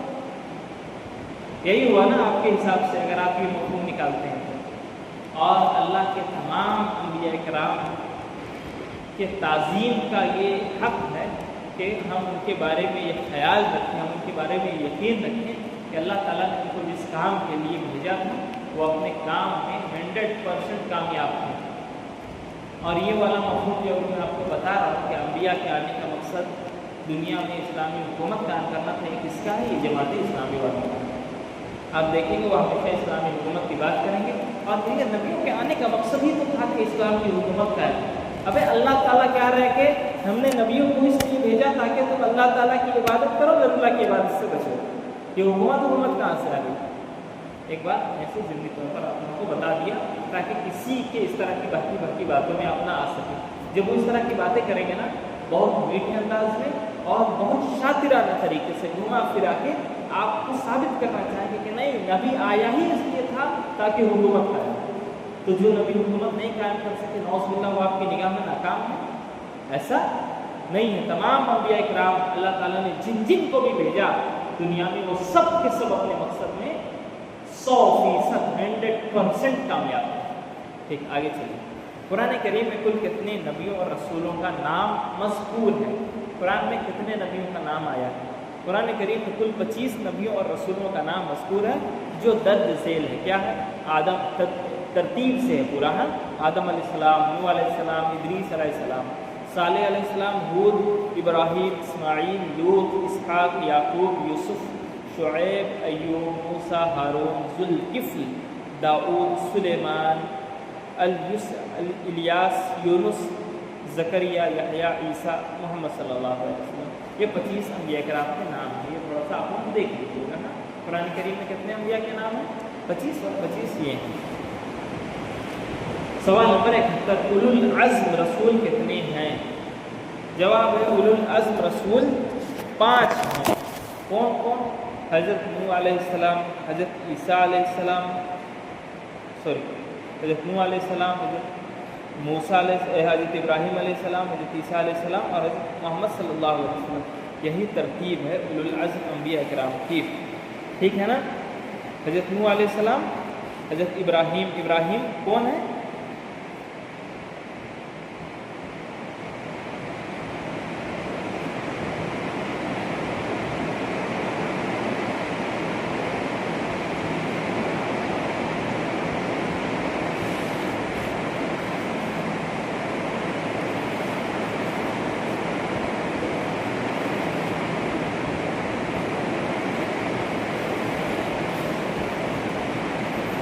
اب یہ سوال آپ لوگوں کے دماغ میں آ سکتا ہے نا کہ اولو العزم کس کو کہتے ہیں؟ سوال آ سکتا ہے نا دماغ میں. اولو العزم 5 نہیں، اولو العزم ہوتا کیا؟ کتنے لوگوں کے دماغ میں یہ آیا؟ ہاتھ اٹھائیے. کتنے لوگوں کے دماغ میں آیا کہ اولو العزم کیا ہے؟ کسی کے دماغ میں نہیں آتا. سب کو پتا ہے، سب کو پتا تھا. اولو العزم وہ انبیاء کرام جنہوں نے اللہ کی دعوت پہنچانے میں غیر معمولی صبر، غیر معمولی استقامت سے کام لیا. بہت زیادہ صبر کیا اللہ تعالیٰ کی دعوت کو پہنچانے میں، اور بہت زیادہ ثابت قدم رہے. نوح علیہ السلام 950 سال تک سمجھاتے رہے. کتنا صبر کیا بابا ہے نا. ابراہیم علیہ السلام کتنا انہوں نے صبر کیا، کتنی قربانیاں دی، کتنا استقامت ثابت قدم رہے. اسی طریقے سے موسیٰ علیہ السلام، یہ بھی ان میں سے فرعون کے پاس ان کو بھیجا گیا تھا نا، ظالم جو خود کو انا ربکم الاعلی کہلاتا تھا کہ میں سب سے بڑا تمہارا رب ہوں. اس کو انہوں نے دعوت دی، غیر معمولی صبر کا مظاہرہ کیا. بنی اسرائیل کے لڑکوں کو قتل کیا جاتا تھا، بے شمار ظلموں سے ان لوگوں نے سہے، لیکن ثابت قدم رہے نا. اسی طریقے سے عیسیٰ علیہ السلام، انہوں نے بھی دعوت پہنچانے میں غیر معمولی صبر کا کام کیا، یہاں تک کہ ان کو قتل کرنے کی سازش رچی گئی. پھر اللہ تعالیٰ نے ان کو زندہ اٹھا لیا، لیکن عیسائیت کے عقیدے کے مطابق ان کو قتل کر دیا گیا. تو یہ بھی اپنی دعوت و تبلیغ کو پہنچانے میں غیر معمولی صبر کا اور استقامت کے انہوں نے مظاہرہ کیا. اور محمد صلی اللہ علیہ وسلم ہمارے نبی، ہم اللہ کے نبی صلی اللہ علیہ وسلم کے بارے میں جانتے ہیں کہ انہوں نے کتنا صبر کیا، کتنا ثابت قدم رہے. کفار مکہ نے طرح طرح سے آپ کی دعوت کو روکنے کی کوشش کی، لیکن آپ نہیں رکے نا. تو اولو العزم کا مطلب وہ انبیاء کرام جنہوں نے اللہ تعالیٰ کی دعوت و تبلیغ کو پہنچانے میں غیر معمولی صبر و استقامت کا مظاہرہ کیا. اس کا مطلب یہ نہیں کہ ان تمام انبیاء کرام آسانی سے پہنچا دیے تھے. ان لوگوں نے بھی قربانیاں دی، ان لوگوں نے بھی دعوت و تبلیغ پہنچانے میں صبر سے کام لیا. یہ بھی اپنے مقصد میں کامیاب رہے جتنے انبیاء کرام آئے، لیکن ان میں سے چند جنہوں نے بہت غیر معمولی، بہت زیادہ جن کو اللہ تعالیٰ نے آزمایا، وہ یہ 5. بات سمجھ میں آ گئی اولو العزم کا معنی؟ چلیں سوال نمبر 72 دیکھیں. رسولوں میں سب سے افضل رسول کون ہیں؟ رسولوں میں سب سے افضل رسول محمد صلی اللہ علیہ وسلم. اس کی دلیل کیا ہے؟ اللہ کے نبی صلی اللہ علیہ وسلم نے فرمایا انا سید الناس یوم القیامہ، میں قیامت کے دن تمام لوگوں کا سردار ہوں گا. آگے چلیے سوال نمبر 73. سب سے پہلے اور سب سے آخری رسول کون ہیں؟ سب سے پہلے رسول نوح علیہ السلام اور سب سے آخری رسول محمد صلی اللہ علیہ وسلم ہیں. سوال نمبر 74. محمد صلی اللہ علیہ وسلم کے آخری رسول ہونے کی کیا دلیل ہے؟ کیا آپ کے آخری رسول ہیں؟ اس کی دلیل اللہ تعالیٰ کا فرمان ہے ما کان محمد ابا احد من رجالکم ولکن رسول اللہ وخاتم النبیین، کہ تم میں سے محمد صلی اللہ علیہ وسلم تم میں سے کسی کے باپ نہیں ہیں، وہ تو اللہ کے رسول اور خاتم النبیین ہے. کسی کے باپ نہیں ہے کا مطلب تم میں سے کسی بھی مرد کے باپ نہیں ہے. اللہ کے رسول کی صرف بیٹیاں، وہ ایک اللہ تعالیٰ نے ضمنی طور پر ذکر کیا. کہ محمد صلی اللہ علیہ وسلم ایسے ہیں جو تم میں سے کسی مرد کے باپ نہیں ہے، وہ خاتم النبیین ہیں۔ تو اس پہ کو دیکھنا ہے کہ یہ خاتم النبیین ہے، آخری نبی ہے، آپ کے بعد کوئی نبی نہیں آئے گا، آج تک نہیں آیا۔ لیکن جھوٹے نبوت کے دعوے دار کئی آئیں گے۔ اس بات کی خبر اللہ کے نبی صلی اللہ علیہ وسلم نے خود دی کہ میرے بعد بہت سے لوگ ایسے ہیں جو آئیں گے اور جھوٹی نبوت کا دعویٰ کریں گے۔ آگے چلیے، سوال نمبر 75، ہمارے نبی محمد صلی اللہ علیہ وسلم کے خاتم النبیین ہونے کا کیا مطلب ہے؟ ہمارے نبی محمد صلی اللہ علیہ وسلم کے خاتم النبیین ہونے کا مطلب یہ ہے کہ آپ سب سے آخری نبی ہیں، آپ کے اوپر نبوت و رسالت کے سلسلے کو اللہ تعالیٰ نے ختم کر دیا۔ اب آپ کے بعد قیامت تک کوئی دوسرا نبی نہیں ہوگا، بلکہ قیامت تک جتنے بھی لوگ ہیں سب کے نبی کون ہیں؟ محمد صلی اللہ علیہ وسلم، یہ تمام لوگوں کے نبی ہیں۔ آپ کے بعد کوئی نبی نہیں آئے گا، اب تک نہیں آیا، قیامت تک بھی نہیں آئے گا۔ اور عیسیٰ علیہ السلام جو آئیں گے آخری زمانے میں، وہ آلریڈی پہلے کے نبی ہیں نا، اللہ تعالیٰ کو بھیجے گئے دنیا میں، تو وہ شریعت محمدی کے پابند رہیں گے، وہ ہماری شریعت کے مطابق عمل کریں گے۔ بات سمجھ میں آ گیا؟ کوئی نیا نبی نئی شریعت لے کر نہیں آئے گا دین۔ اب دیکھیں سوال نمبر 76، جلدی جلدی سے پڑھیں گے، یہ آسان سے سوال ہے۔ آخری رسول محمد صلی اللہ علیہ وسلم کے بیان ہے۔ ہم نے رسولوں کے بارے میں پڑھا کہ اللہ تعالیٰ نے ہر امت میں ایک رسول بھیجا، اور نبی اور رسول کا ہم لوگوں نے فرق دیکھا کہ رسول وہ جو نئی شریعت لے کر مشرکین کے درمیان آئے، نبی وہ جو مومنین کے درمیان آئے پرانی شریعت کو ٹھیک کرنے کے لیے۔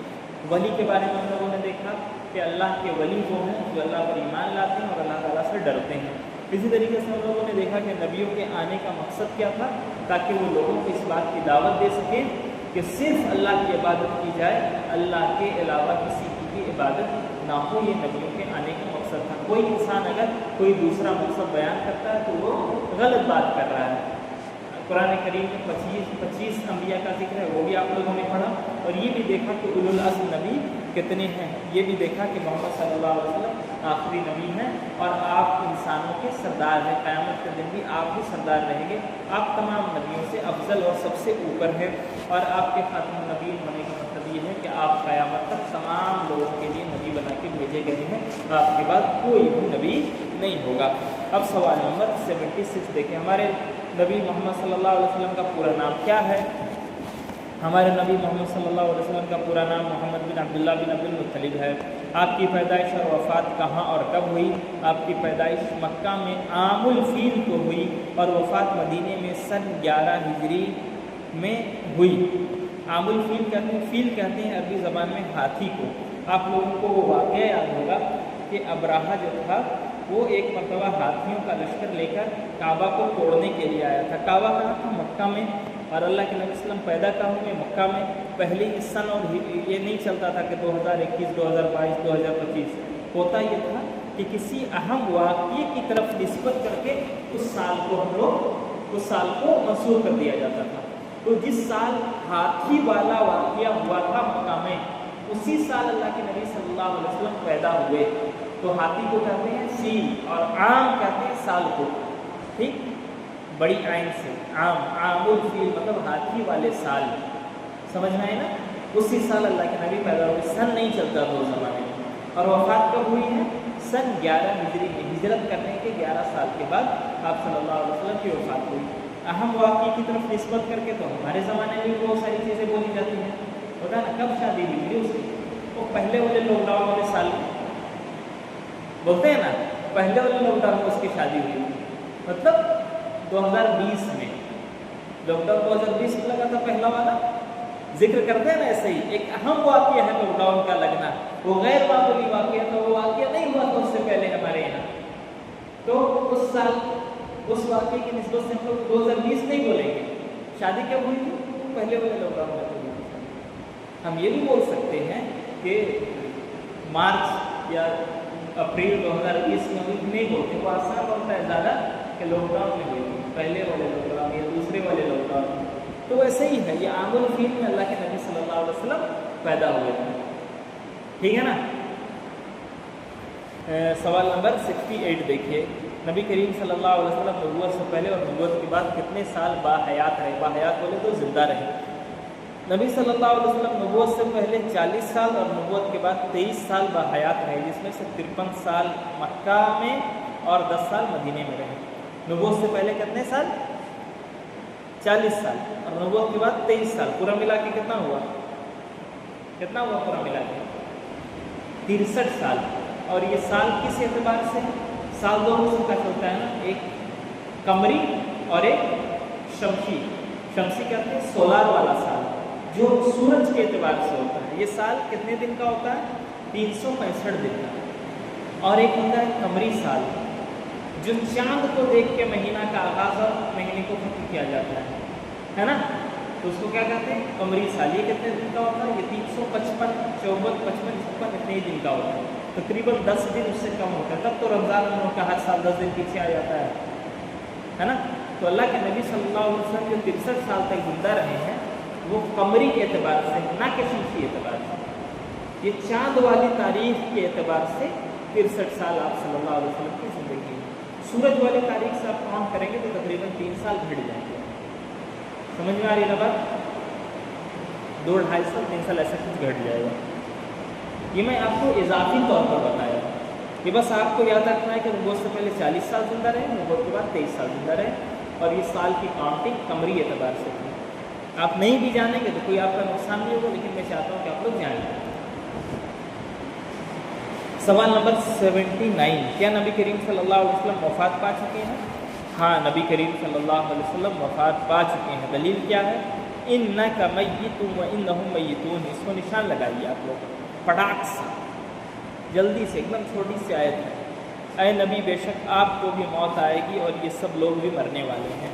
جب کفار مکہ اللہ کے رسول کی بات نہیں مانتے تھے نا، تو اللہ تعالیٰ نے کہا کہ اللہ کے رسول اب چھوڑ دیجیے، آپ بھی مریں گے، یہ بھی مریں گے، مت ماننے دیجیے بات۔ جب جائیں گے قیامت کے دن تب پتہ چلے گا کون حق پہ تھا، کون صحیح تھا، کون غلط تھا۔ ہوتا ہے نا ہمارے زمانے میں کسی سے لڑائی ہو جاتی ہے، کوئی حجت کرتا ہے، کوئی معاملہ رہتا ہے، کوئی لین دین رہتا ہے، تو چھوڑ دو، چھوڑ دیے تم کو، مرنا تو ہے نا، ہمیشہ رہو گے کیا دنیا میں، اللہ تعالیٰ کے یہاں حساب ہو جائے گا۔ بولتے ہیں نا ایسا ہم بھی، جب آخری حربہ یہی بچتا ہے نا، چلو چھوڑو، اللہ تعالیٰ کے یہاں حساب ہو جائے گا۔ تو وہی ہے کہ اللہ کے نبی صلی اللہ علیہ وسلم کے بارے میں اللہ تعالیٰ نے کہا کہ نبی آپ بھی مریں گے اور یہ کفار بھی مرنے والے ہیں۔ تو اس کا مطلب یہ ہے کہ یقیناً اللہ کے نبی صلی اللہ علیہ وسلم کی وفات ہوئی ہے، اللہ تعالیٰ نے خبر دی ہے کہ آپ مرنے والے ہیں۔ تو یہ والا آپ یاد رکھیں۔ کچھ لوگ ایسا ہیں جو عقیدہ رکھتے ہیں کہ اللہ کے نبی صلی اللہ علیہ وسلم باحیات ہیں، اپنی قبر میں زندہ ہیں۔ اللہ کے نبی صلی اللہ علیہ وسلم کے بارے میں وہ لوگ موت نہیں کہتے، کہتے ہیں اللہ کے نبی مر ہی نہیں سکتے، اللہ کے نبی کیسے مر جائیں گے؟ اللہ کے نبی باحیات ہیں، حیات رسول کے یہ لوگ عقیدہ رکھتے ہیں کہ اللہ کے نبی اپنی قبر میں زندہ ہیں، باحیات ہیں۔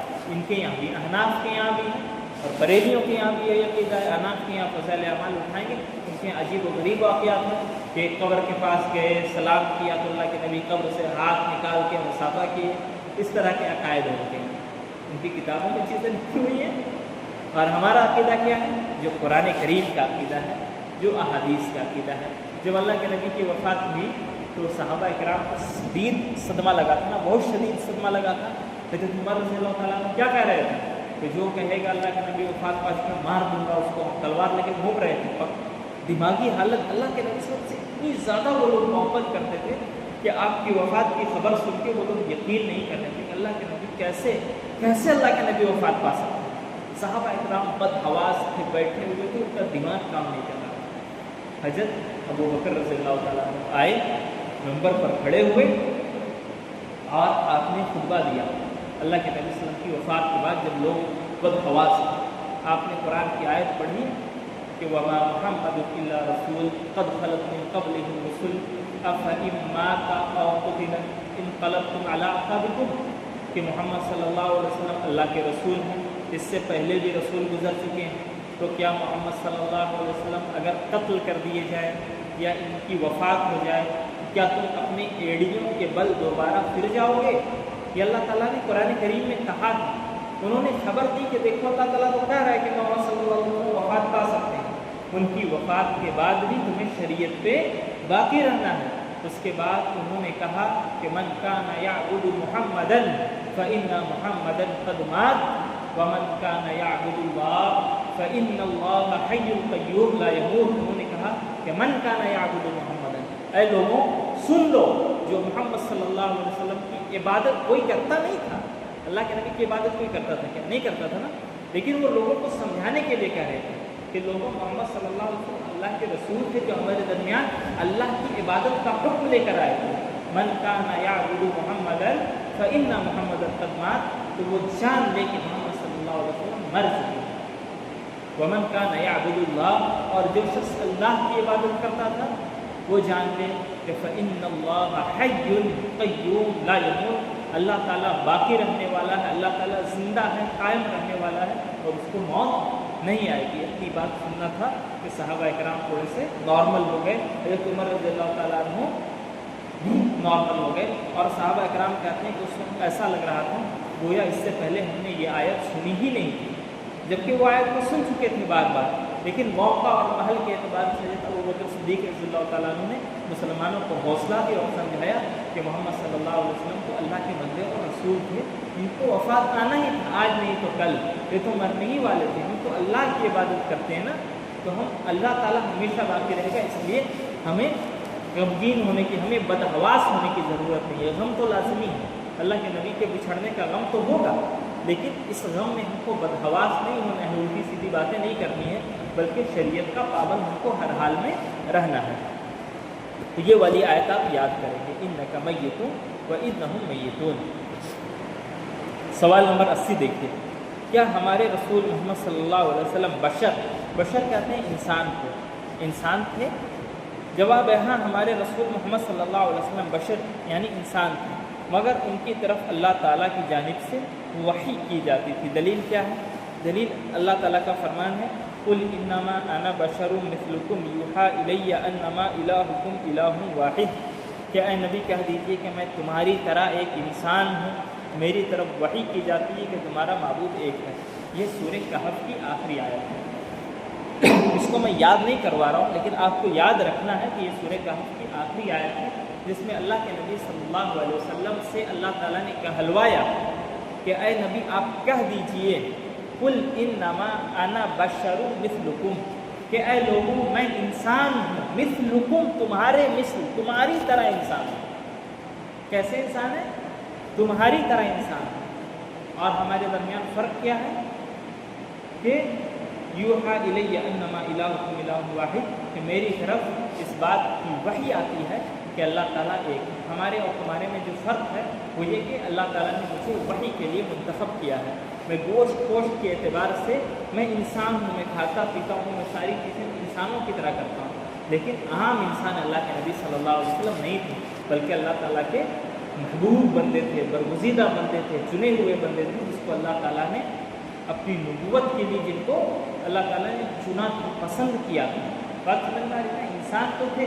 کفار مکہ تو اسی بات کا اعتراض کرتے تھے یہ کیسا نبی ہے جو ہماری طرح کھاتا پیتا ہے، ہماری طرح بازاروں میں گھومتا ہے. کفار مکہ کو اسی بات پر اعتراض تھا کہ نبی ہے تو کیسا نبی ہے، یہ تو ہماری ہی طرح ہے.